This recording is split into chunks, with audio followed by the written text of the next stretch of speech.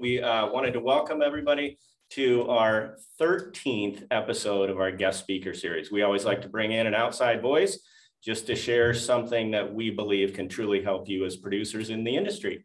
And with that, Kristen always takes the role of introducing our very special guest. Yeah, and I am honored to introduce our very special guest, Mike Goldman. We've had some time. I think we've chatted probably 3 or 4 times now. And Mike is a great guy. I have to say, like I was telling him before we got on here, that one thing that really stands out to me is his authenticity and just his mindset of continuously developing himself in order to help develop others. When we first met him, he talked about this idea of how to overcome and have some strategies for overwhelm, just when our brains get like overloaded and it can paralyze us sometimes. And his take on this is a little bit different than what I've heard, and it really stuck with me. And that's really what we want when we're teaching somebody something, is for things to stick.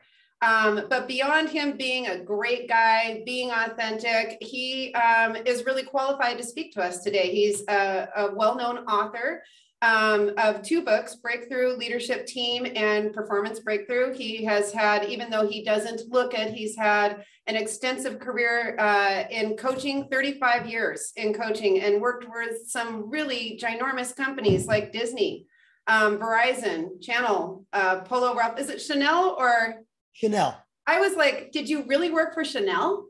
Like, I mean, we need to talk. Can't you tell by my outfit how fashionable I am? I'll show you my pocketbooks. I should know that. Like, I was like, really, Chanel? No, it must be Channel. Anyways, but beyond that, today, he's going to be talking to us about some specific strategies to help us with those feelings that you have, that we put in the chat, of being overwhelmed, in order to get more stuff done more effectively and efficiently than we have before. So with that, we will welcome Mike. We will get off so that we won't be chatting because we think we're stand-up comedians today. We really appreciate you being here, Mike.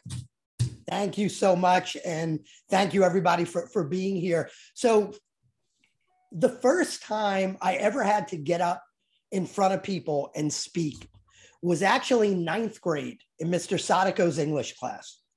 And what he did is he put random topics in a hat. Talk about being stressed and overwhelmed. He put random topics in a hat. And we had to pick a topic out of a hat and speak about it in front of the class for 5 minutes. 5 minutes seemed like a lifetime. But now it's my turn. I walk up to the hat. Toenails. Toenails. I've got to figure out how to talk about toenails for 5 minutes. So I take a deep breath and it comes to me. I talk about my grandmother's thick, ugly, discolored toenails for 5 minutes. And the class loves it. And at that point, I know I love doing this. So thank you all for having me here so I can do more of this. I promise I'm not going to talk about toenails today. But like most of you, my career has been kind of a roller coaster ride. It hasn't been a straight line from toenails to doing this. It's been a roller coaster of setting goals, hitting goals, missing goals, starting a business, losing a business, some joy, but a whole lot of stress and overwhelm. Too many things to do, too many issues, too many expectations, too many commitments, too many clients, too many opportunities. And I saw some of that in the chat. Some of you have some of the same thing. So of course, the logical answer, right, is to find a way to do less of all those things. Fewer things to do, fewer issues, fewer expectations, fewer commitments, fewer clients, fewer opportunities. That doesn't sound right. But then I'm stressed. Then I've got not enough of all those things. So there's got to be a better answer, right? I don't want to be overwhelmed. I don't want to be underwhelmed. I guess I want to be whelmed. Is that even a word? Put a little Y in the chat if you've ever used the word whelmed in a sentence. It is a word. I've actually looked up the word. Wow, some of you have actually used the word whelmed. Congrats. I looked up the word whelmed, and it doesn't mean what you think it means. Whelmed actually means overwhelmed. So it may as well not even be a word. So we don't want to be overwhelmed. We don't want to be underwhelmed. We don't want to be whelmed, because that just means overwhelmed anyway. There's got to be a better answer. And there is. It's not about the number of issues you have, the number of things you have to do. It's the way you focus on those things. Because we know we cannot always control our situation.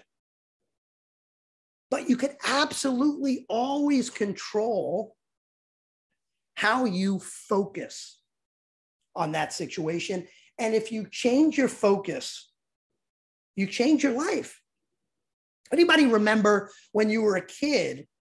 I remember two different kinds of pictures we looked at. One was, depending on how you looked at it, it was either, what was it? It was either a candlestick or two profiles looking at each other, depending on how you looked at it. Or one was, depending on how you looked, it was kind of a wrinkled older woman, or it was a younger, beautiful woman in a hat, right? Some of you are saying, yes, you remember those pictures. Now, those were fun and interesting exercises, but it's much more important than that. Within those different ways of looking at things is the secret to dealing with overwhelm. In fact, it's the secret to dealing with most any problem you have in your life, because if you change the way you look at the picture, the whole picture changes. And I'll say it again, if you change your focus, you change your life. It was 2006. My son Richie was 12 years old. On this particular morning, I had a call with my business coach, Susan. Susan wanted to know whether I had done all those things I committed to do the week before. Susan, don't even go there. We had a week from hell with my son. It was nothing but screaming and yelling at home, trouble in school. I don't know what I'm going to do. I just couldn't focus. See, my son has something called Asperger's syndrome. And for those of you that don't know anything about Asperger's syndrome, it's kind of like a high functioning form of autism. And at the time of this call, this story, he was 12 years old, and we've been dealing with these challenges since he was about 2. Then Susan asked me what I thought I did to cause the bad week. What I did. I said, Susan, you know my son has Asperger's. I didn't cause it. It's not like I dropped him on his head. This isn't my fault. Susan, being a smart coach and sensing that I wasn't really going to answer that question, and I was a little angry by the question, she changed her tact. She just wanted to know how the week from hell started. That I can do. It's about 6:30 in the evening, and I had had a really tough day. I just wanted to get home, relax, and unwind.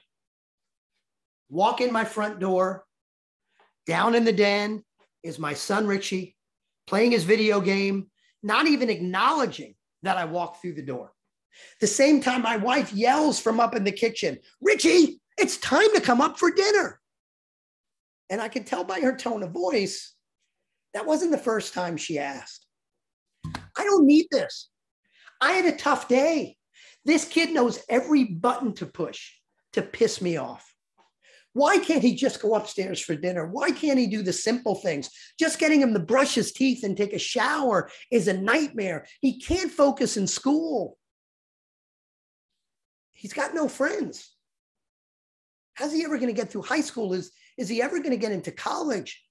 Is he ever going to get married and have a normal life? And with all of that swirling in my head, I exploded on this poor kid. Richie, you come upstairs for dinner right now. No, I just have to get to a save point on my game. And then I did something you never do to a 12-year-old that hasn't gotten to a save point on his game. I walked over to the wall and pulled the plug. He's screaming and yelling and crying. I'm screaming. I don't think I was crying, but we finally go upstairs for dinner, where my wife and daughter are looking at us both like we're lunatics. We sit down for dinner. He's looking for every reason to prove I'm the worst father in the world. I'm looking for every reason to prove he's the worst son in the world. We have a horrible dinner, not talking to each other, horrible evening, and a week from hell. Then Susan asked if I'd ever have a week that started in a similar way, but ended very differently. That was easy. It was just 2 weeks before. And I had had a great day. I couldn't wait to come home and share it with my family. I was feeling wonderful. I walk in the door. There's my son, Richie, playing his video game, not acknowledging that I walked in the door. Richie, it's time to come up for dinner. And I look down at my son, who's got these challenges I don't really understand. He doesn't process the world the way most of us do. Sometimes the only way for him to escape the noise and the overwhelm is to hyper-focus on a video game. And at that point, I thought, how can I help him? How can I be the best dad for him? And I looked down at him and I said, hey, Rich, get to a save point, but I want to see you upstairs in 10 minutes. Okay, buddy? Sure, Dad. Now, did he come upstairs in 10 minutes? Of course not. It was 15 or 20. But he came upstairs. We had a fun dinner, laughing. We had a great evening. We had a beautiful week. And then Susan asked me the killer question that I'm sure a lot of you are asking as well. She said, Mike, what was the difference between your good week and the week from hell? And that's when the tears did come down. Because in that moment, I realized how powerful I was, but not in a good way. I look back at the last 10 years of our lives and all those good weeks and weeks from hell, and I said, how many of those weeks from hell were me and my attitude and my emotional state? What had I done to my son? What had I done to my family? In that moment, I realized it was up to me.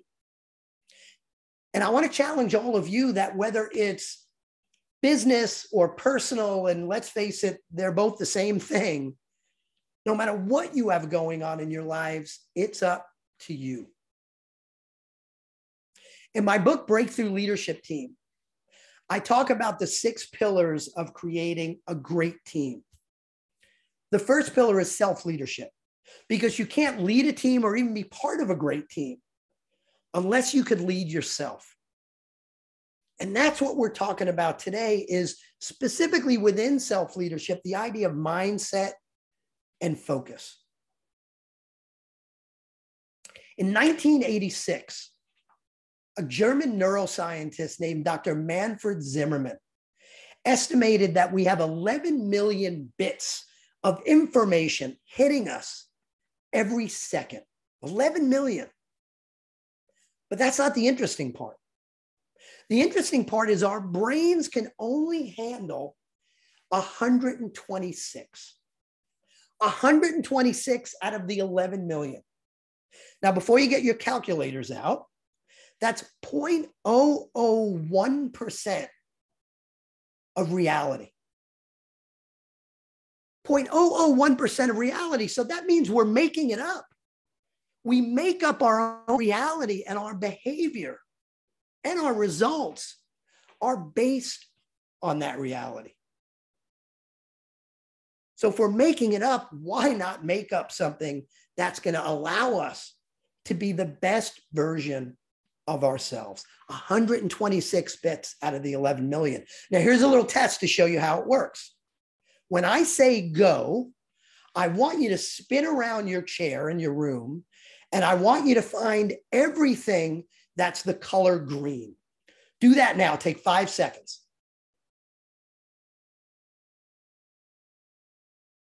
All right, come on back.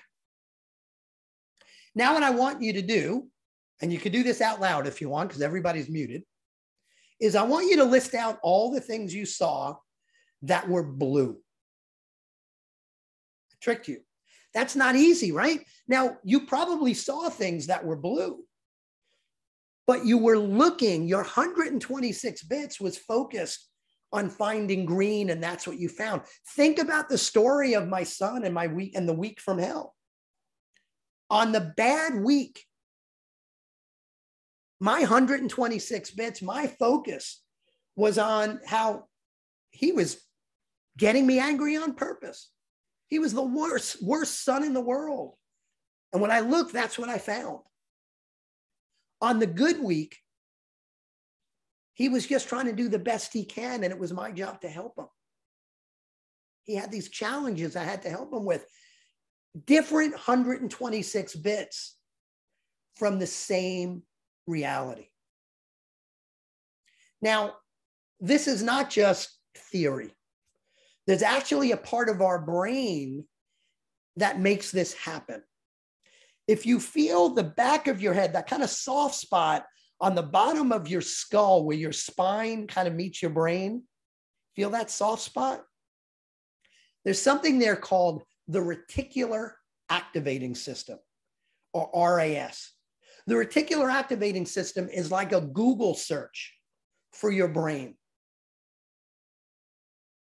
That's why we only found green instead of blue. Think about the last time you bought a car. You ever buy a car and as soon as you leave the lot, you see way more of that make, model, and color than you've ever seen before? Give me a little Y in the chat if you've seen that when you bought a car. Now, that's not because everybody magically followed you and said, that's the leader, we need to buy the same car. It's because that's what you were looking for. So it's actually in our biology that we have this Google search in our brain, and it helps us focus. So why not use that to focus on the things that are going to improve our lives?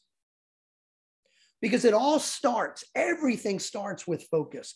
We think something happens to us and it triggers a feeling. That's not true. Think about the story with my son. Same thing happened to me, but it was how I focused on it that changed. So it doesn't start with a feeling, it starts with focus. The focus you have drives a feeling. The feeling drives actions, and the actions create the results you get in your life. So what I want to talk to you about in the rest of our talk is 5 different strategies, or what I call 5 different focus switches, to help you go from a disempowering focus to an empowering focus. The first one I want to talk about is something called the intention switch. My guess is if you had to think back, you don't have to think back too long before coming up with an instance where you might have been very angry with someone. Maybe it was some maniac that cut you off on the highway. Maybe it was someone at work. Maybe it was a family member. Maybe it was someone on the world stage. But we all get really angry and frustrated from time to time at other people. We tend to get angry because we assume negative intent. We assume that maniac who cut us off on the highway was just laughing, knowing they were doing something ridiculous and life-threatening, but doing it anyway. We assume our son who won't get off his video game was just trying to piss us off on purpose. We assume negative intent. When we assume negative intent, it makes us angry. It makes us frustrated. We lash out. When we assume negative intent, it hurts our ability to solve the problem because we think that other person is evil. Now, the law of positive intent that I learned years ago, and I want you to write this law down, says that everyone is just trying to do the best they can with the resources they have. I'm going to say that again in case you want to write it down. The law of positive intent says everyone's just trying to do the best they can with the resources they have. Now, that doesn't mean everyone's doing the right thing. That means they're trying to do the right thing with the resources they have. Maybe they don't have some information you do. Maybe you have some resources they don't have. Or maybe, just maybe, they know something you don't know. Maybe that maniac who was driving fast and cut you off on the highway was rushing to the hospital bed of a loved one. Maybe your son who wouldn't get off his video game was just trying to escape the noise and the overwhelm. Now, being a leadership team coach doesn't make me smarter than any of you. But what it does mean is I've worked with a lot more people than most.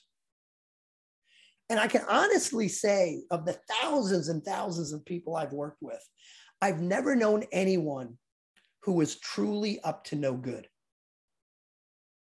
I've never known anyone who literally woke up in the morning and said, what can I screw up today? Now, I know you're saying, well, he doesn't know my mother-in-law. Sorry, mother-in-laws get a bad rap. But there's probably someone in your life where you're saying, he doesn't know this guy. But let me ask you this. When has assuming negative intent ever helped you solve a problem? When we assume negative intent, we're not building relationships. We're getting angry. We're lashing out. It's closing us off from being creative. If we assume positive intent, it opens us up. We get curious. What else is going on? So even if you truly believe the other person is not trying to do the right thing, it doesn't help you to believe negative intent. Believing positive intent is way more productive than believing the other person is evil. Now, this is not easy to do.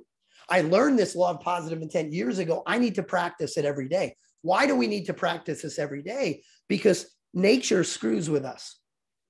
And most of us have something called a bias that's called fundamental attribution error. Has anybody ever heard of fundamental attribution error? Put a Y in the chat if you've heard of it. This many people, we probably have a few.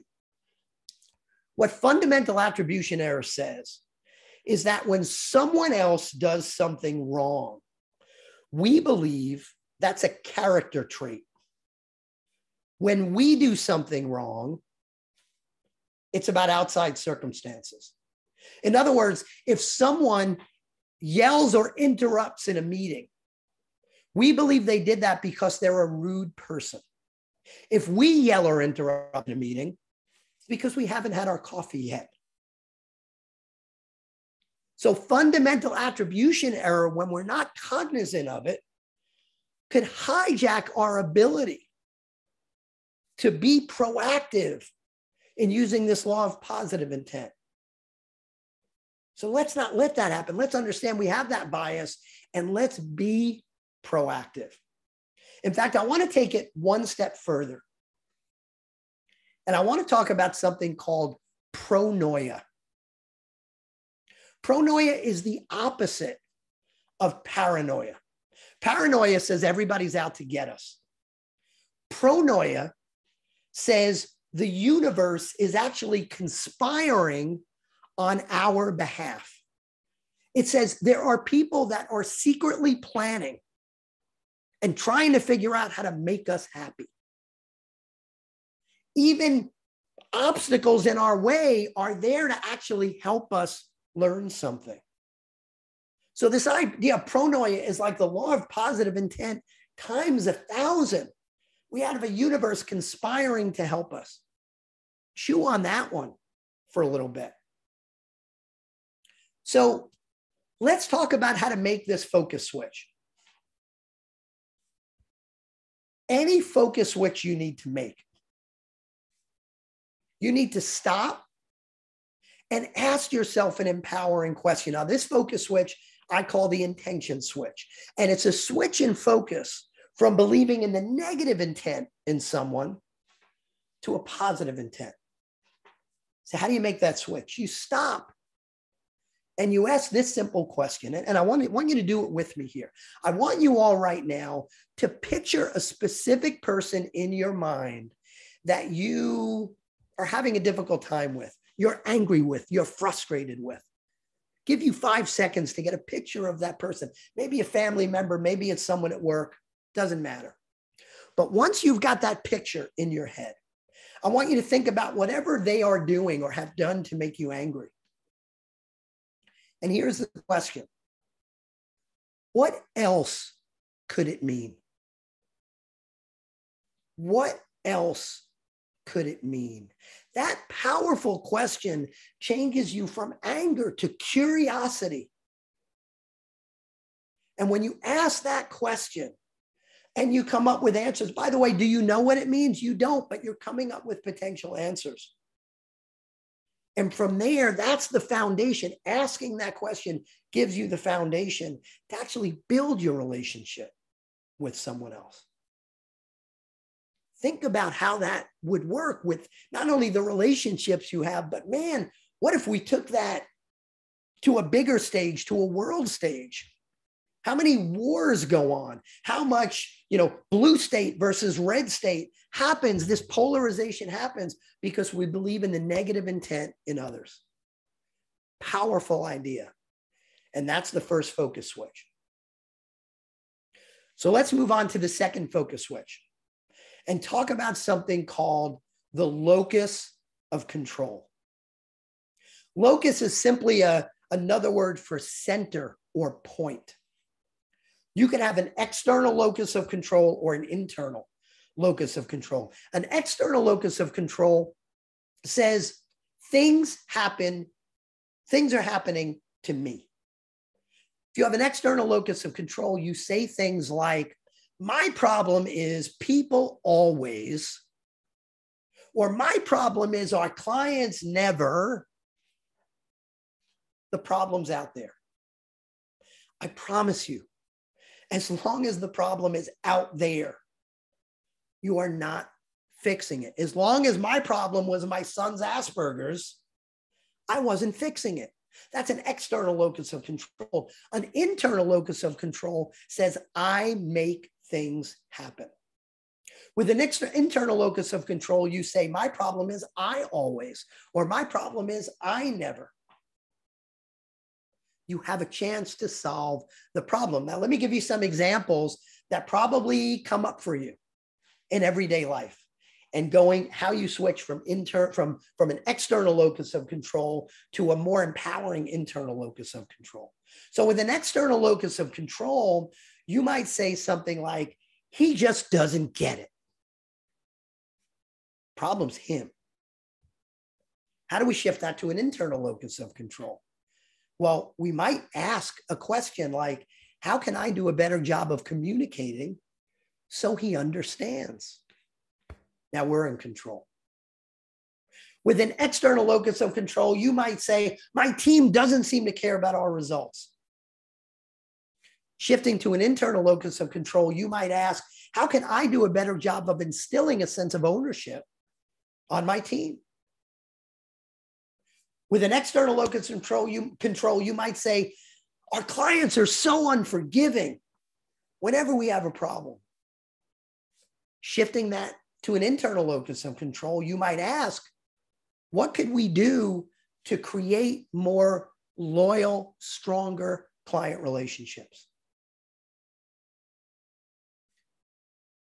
So I call this the control switch. It's a switch from things happen to me to I make things happen. How do you make that switch? Same way we made the first switch. You need to stop and ask yourself an empowering question. In this case, you want to ask, where is the focus? In this case, you want to ask,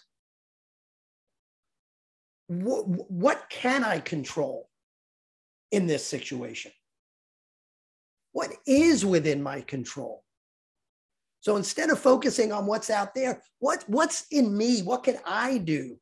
What part of this can I control? And that's going to open you up to a world of possibility. And remember, there's a difference here between taking blame and responsibility. My son's Asperger's is not my fault. I'm not to blame, but I'm absolutely responsible for how I act based on that. So it's not about blame. It's about responsibility and taking action. So the first focus switch was called the intention switch. Second was called the control switch. Let's move to the third focus switch. Why is it most people who set goals fail at those goals? It's midnight, December 31st. People are setting New Year's resolutions. One of the biggest resolutions is to lose weight. I've seen a lot of statistics. Most people don't succeed at that. And this next focus switch, this third focus switch, is going to help us understand one of the key reasons why we don't succeed at that. So when we set a goal, and man, I've done this many times, more than I'd like to admit, when we set a goal to lose weight. So let's say I set a goal to lose 30 pounds this year. Why did I set that goal? What am I focused on? Well, typically I set that goal because I'm disgusted with how I look. I don't want to look this way anymore. I don't want to feel this way anymore. I don't want my wife to keep yelling at me for not being in shape.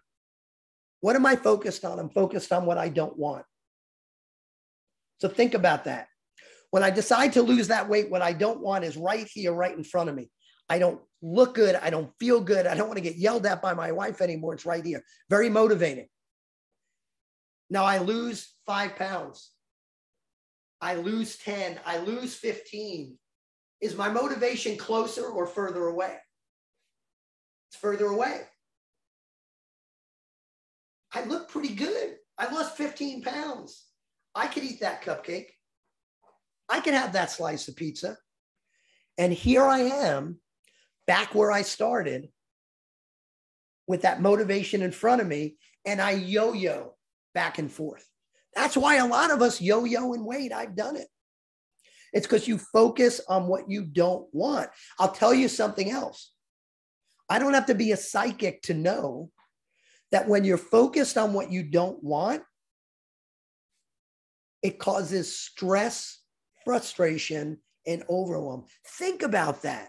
When you think about what you all put in the chat, when Jeremy asked the question, as we got started, when you think about anything that might be stressing you, frustrated, overwhelming you right now, I don't have to be a psychic to take a pretty good guess that you're focused on what you don't want. You don't want that project to fail. You don't want to be overwhelmed by the phone ringing off the hook. You don't want that bad computer system to slow you down. You're focused on what you don't want. We need to flip that switch to focus on what we want. Think about the weight loss situation again. Let's say instead of saying I need to lose 30 pounds because I don't want to feel this way anymore, I say I want to lose the weight because I want to be an example to others. I want to live a long, healthy life. I want to have the energy to keep doing what I'm doing until I'm 110 years old.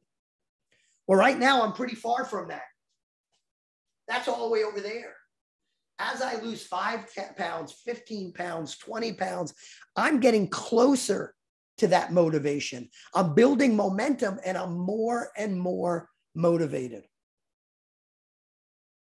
So this focus switch is a switch from focusing on what you don't want to focusing on what you want.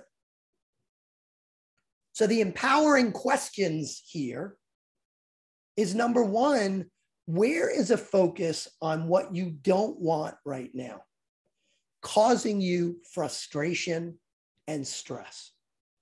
And all you probably have to do is look back at the chat and you'll see a lot of those things. Where is the focus on what you don't want causing you frustration and stress? And then the second question is, what do you want? Very simple, but incredibly powerful question. What do you want? I deal with CEOs and leaders all the time in my coaching business. And I'll be on the phone with a leader who will rant and rave about all the things going wrong in the business. My people don't get their work done. They're leaving early. I don't like that I have to work on the weekends. Our clients are such a pain in the neck. They talk for 10, 15 minutes, all about what they don't want. And I'll let them talk. I'll hear them out. And then I ask them a very simple question.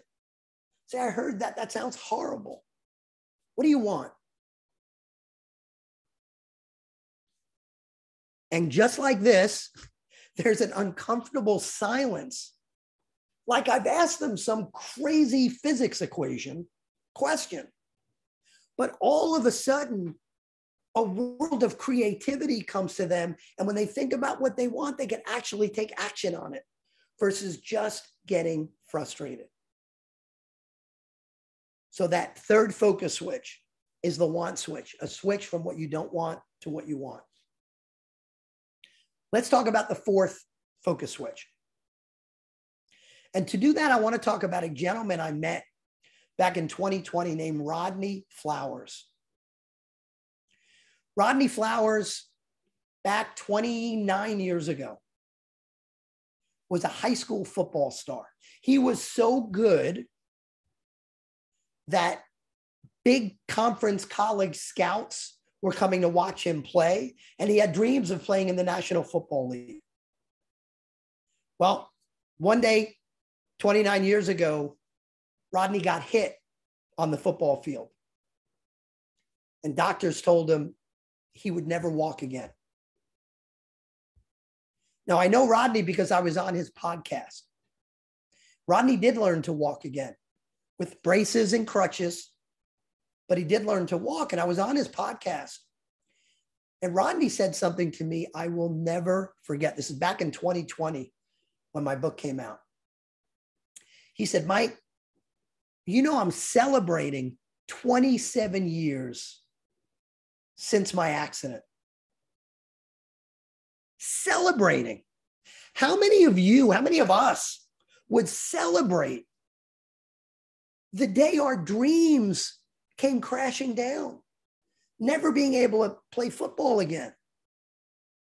That's what his life was all about. But he was celebrating because all those years later, Rodney knew that because of that day, he was able to give this gift of his story and change hundreds and thousands of lives through his inspiring story.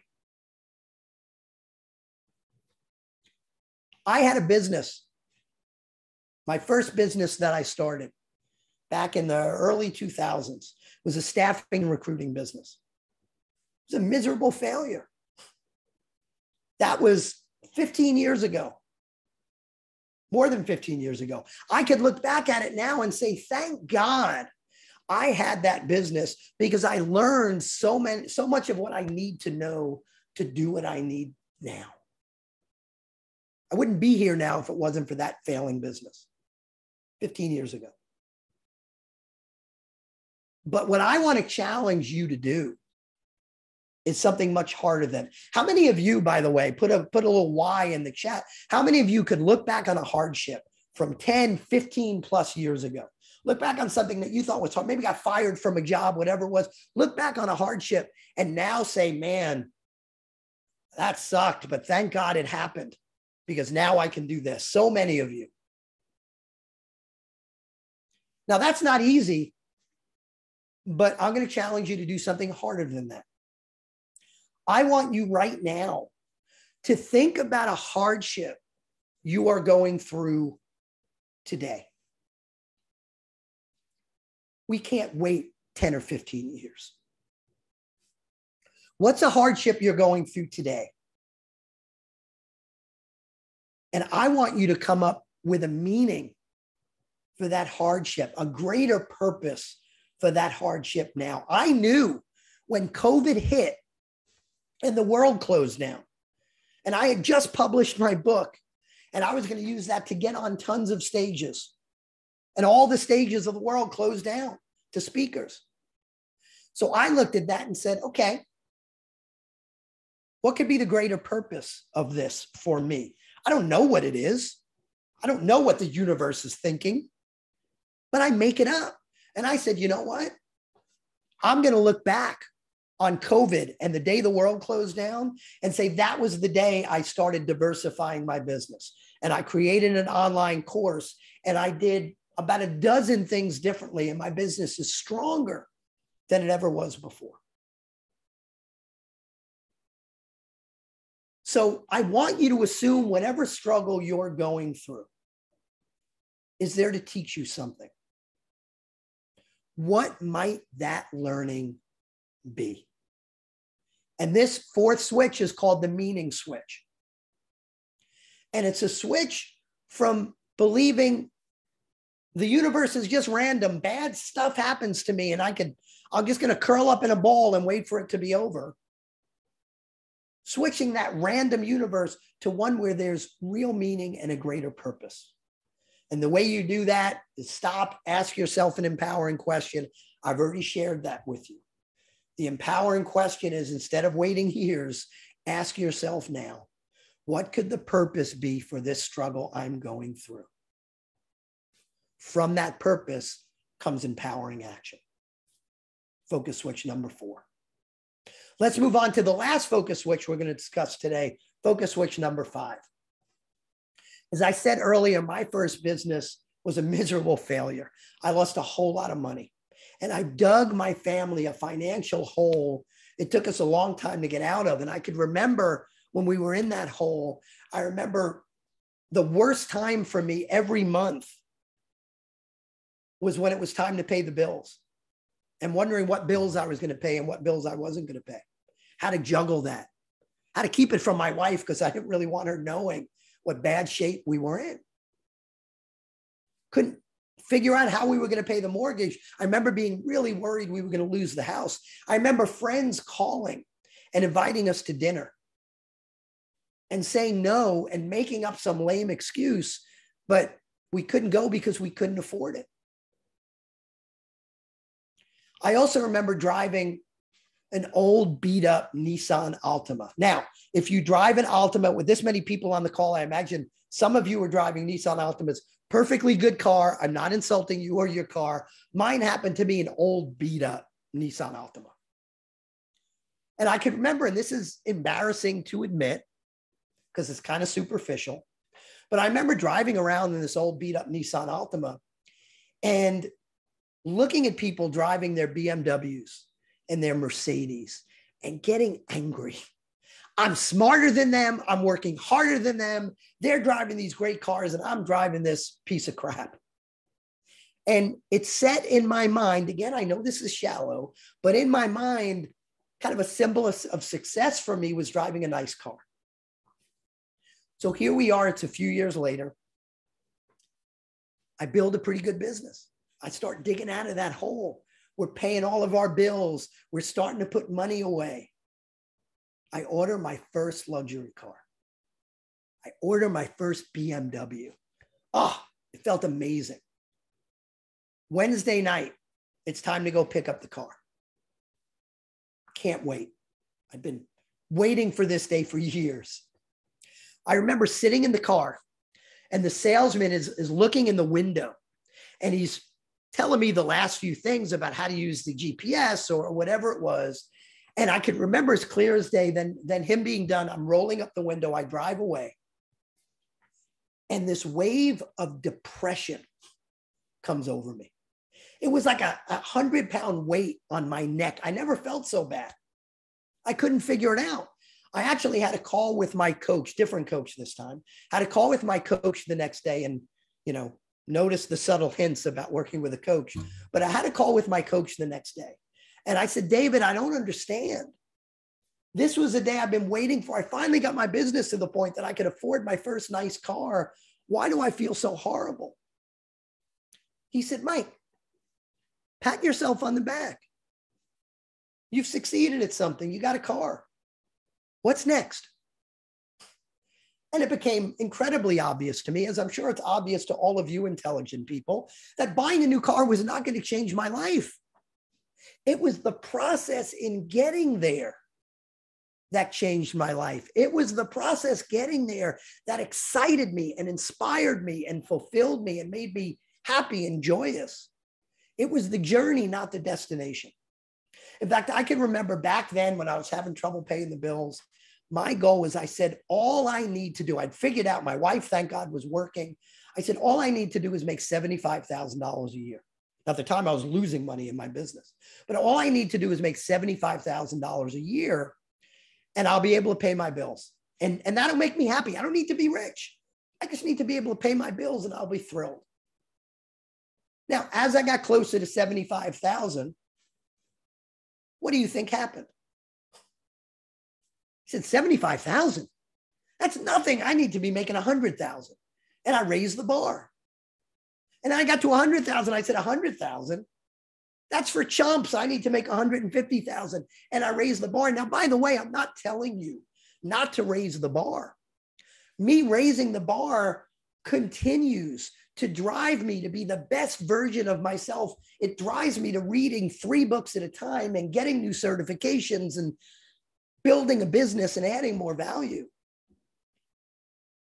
But what I want to implore you to do is stop thinking, I'll be happy when, and find a way to be happy now. It's so easy to say, I'll be, we say it all the time. I'll be happy when I'm making a certain amount of money. I'll be happy when I get married. I'll be happy when I have kids. I'll be happy when I buy a big house. I'll be happy when my damn kids are finally out of the house. Happiness is always down there. What makes you happy now? For me, when I think about this, I think going out to dinner with my wife makes me happy. Reading a good book makes me happy. Taking a long walk in nature makes me happy. Watching a TV show with my son, laughing with my daughter, make me happy. None of those things cost a lot of money or any money at all. What is it for you? What makes you happy now? And why aren't you doing more of it? Now, here's the crazy part. If you ask people what makes them happy and why they're not spending more time doing those things that make them happy, you know what the number one answer is? They're too busy trying to find things that will make them happy, as opposed to focus on what can make them happy now. So this is a switch from believing that some destination is going to make you happy, that focus switch to understanding it's the journey that makes you happy. So how do you make that switch? You make that switch the way you make any other switch. You stop and ask yourself an empowering question. How can I be happy now? And how can I spend more time on those things that make me happy now? So we talked about 5 focus switches. Now they're endless, right? I talked about 5. You can come up with as many as one. You could switch from comparing yourself to others to comparing yourself against yourself. You could switch from the past failures to a focus on future possibilities. It's endless. But here's the key. We need to have the right mindset to even make that switch. I don't like to admit it, but sometimes when I have a disempowering focus, I don't want to break out of it. I'm angry and I want to be angry. We need to find a ritual, a recipe to set our days up so that we do make that switch. And I want to ask you, what's the first thing you do in the morning? Is it reaching for your phone? Do you allow your day to get started with whatever social media post or text or email that you get? Or do you have a recipe to start your day? Is it meditation?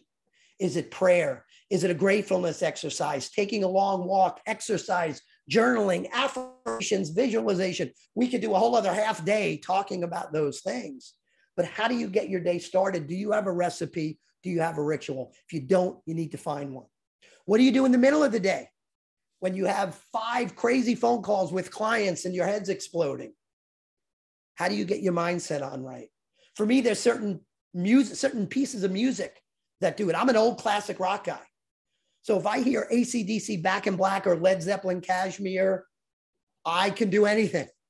What is it for you? What is it for you at the end of the day? We need those rituals. So we set ourselves up to make these focus switches. What is it for you? Quality of your life is the quality of your focus. My son Richie's 27 years old right now. He still lives at home. He may always live at home, but that's okay. And I sometimes think back to the 10 years of our lives I screwed up. But that's not important. What's important is we've got an amazing relationship now. What's important is I have worked on my focus and continue to work on my focus every single day. And I want to challenge all of you to do the same. Because when you change your focus, you change your life, and the lives of the people you love most. Thank you. Wow. We have a restaurant that we go to right by us, and we're always greeted by this guy that says, wow, wow, wow. And that's the way I think a lot of people feel right now, because there was so much in there. Right? There were a lot of people saying that they have to go back and watch this over and over again. I saw somebody say that they want to watch this every single day. Really quick, before I forget, will you restate the 5 switches that you had? Yeah, thank you for doing that. I should have done that at the end. So the first switch is a switch from believing in the negative intent in others to positive intent. That's called the intention switch. Mm-hmm. The second switch is called the control switch, and it's a switch from things happen to me to I make things happen. The third switch is called the want switch. That's a focus from focusing on what you don't want to what you want. Mm-hmm. The next switch is called the purpose switch, and it's a switch from believing that the universe is kind of random and things just happen to you to believing there's a real meaning that I can take, an action I can take based on that meaning. And then the last switch was the happiness switch.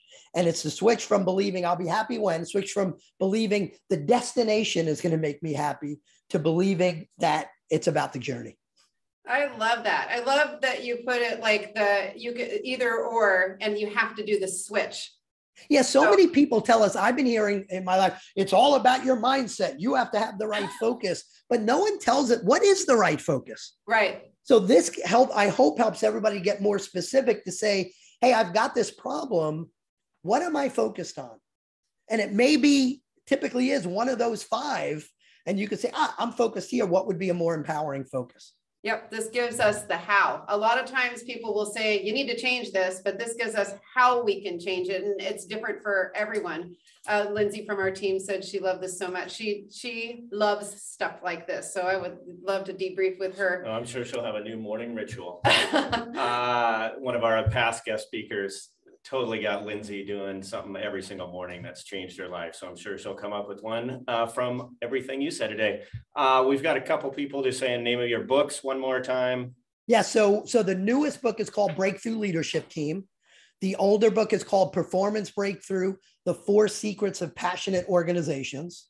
And I did see there was a question about my Instagram. It's at Mike Goldman Coach is my Instagram. At Mike Goldman Coach. And then do you have a website too? Yep, mike-goldman.com. Okay. I couldn't get Mike Goldman without the hyphen in the middle. Evidently, there's some guy from the Australian version of Big Brother named Mike Goldman, and every time you search Mike Goldman, for some reason, he comes up before I do. Yeah. Well, we do have probably about 5 more minutes, so time for a few questions. If anybody has a question for Mike, he's willing to stay on and answer them. So you can have the guru himself actually answer your questions. So if you do have any, now is the time to be asking them. How do you find the best coach? How do you find the best coach? You call me. No, with a coach, I think it's very important that I'm going to say something that sounds silly. Find a coach without a Gmail email address. So many people become coaches because they're in between jobs. And the problem is a coach is not like being a doctor. Mm-hmm. You don't need a certification. Now, I happen to have 3 of them, but you don't need a certification. So anybody in between jobs, that's, performancecoach@gmail.com. So you need someone that's really got the credibility as a coach. You need someone that they're more than smart people. They've got a process, but more than anything, you need to find someone you click with. A coach is someone you're going to share your deepest, darkest secrets with. They could be brilliant. They could have all the credentials in the world. If you don't click with them, it's not going to work. Yeah, good, very sage advice. I love that. We've got a couple that want to know what your morning routine is. So for me, I've got a few things. Number one, I take about a 4-mile walk. I love doing that. I do that almost every morning. Sometimes I listen to nothing. Sometimes I listen to music. Sometimes I listen to a book or a podcast. But just getting out in nature and walking. Then I come back and I've got some back issues. So I have about a 15-minute set of stretching exercises I do. Then I do kind of a short few other exercises. And then I do about a 12-minute meditation. 12-minute meditation. And then the last thing I do is I journal. And in my journal, and I don't journal on the weekends, but during the week, my journal is not Dear Diary. My wife yelled at me today. My journal is I sit down and I plan my day by saying, what are the 3 or 4 most important outcomes I'm committed to achieve today? I put those down, and that's how I start my day. Anthony says, what do you do when you're angry at yourself? How do you change that? That's a good one. That's a good one. Interestingly enough, I think some of it's the same thing. I think the same way we get angry at others with believing in positive or negative intention, I think you've got to believe that you have a positive intention, right? It's really easy to get angry at yourself and get down on yourself. For me, I have a set of affirmations that I use. In the chat, if you use affirmations, just put a Y. I'm interested in how many people do affirmations. But I use a set of affirmations that really help get my mind focused and just dial my brain in, where I don't get angry at myself very much because I've created these new pathways in my brain. And my favorite affirmation, real quick, is I was on a call with my coach and I had done something that I wasn't sure I was going to be able to do. And I said, I actually got this done. He said, of course you did. He says, you're Mike effing Goldman. But he didn't say effing. He used the word I'm not going to use. You're Mike effing Goldman. So I went, and Tony on the line knows this. I told him this story. So I actually created another affirmation. I'm Mike effing Goldman. And I texted my coach and I said, David, I want you to know I just added another affirmation. I'm Mike effing Goldman. He said, you kidding? For years, one of my affirmations is I coach Mike effing Goldman. So affirmations to me it gets me to the point where I can't say I remember the last time I got angry at myself because my brain is just not wired that way. Yeah, I mean, that's what meditation and affirmations and the way that these switches that you're talking about work is it's that practice to change the way that our neural pathways are focusing. You're focusing on something else. And so it just happens less often. And it's having this self-aware, and this is what meditation does for me, different for different people. It's having this self-awareness to be able to identify what you're thinking about, because what you're thinking about is not you. Sometimes your mind runs away, and sometimes your mind's a real pain in the neck, and you got to reel your mind in. Having that self-awareness to think about what you're thinking about and reel it in is really important. And that's what meditation helps me do. Yeah. Yeah, we always talk about that self-awareness, like in sales, a lot of times it's just having that self-awareness of when like getting before you get that total downward spiral of feeling like you're in a sales slump or something, because it's really hard to dig yourself out. And that's that overwhelm. So self-awareness is the only way to get there. Man, this was such great stuff, Mike. You over-delivered. You really did. Like I knew you were great, but this has been like way more than that. So we really do appreciate your time with us here. I have a feeling this isn't the last time that we'll be seeing you. And I know that our group here really appreciates it just from all the comments today. So we really do appreciate you. For everybody out there, this is going to be on the library or in the library by tonight. And Mike will get you a copy too, so you can share it out to people that you think would benefit from it as well. And we just once again want to say thank you so much for taking your time with us. Thank you. I really love being here. Thank you, everybody.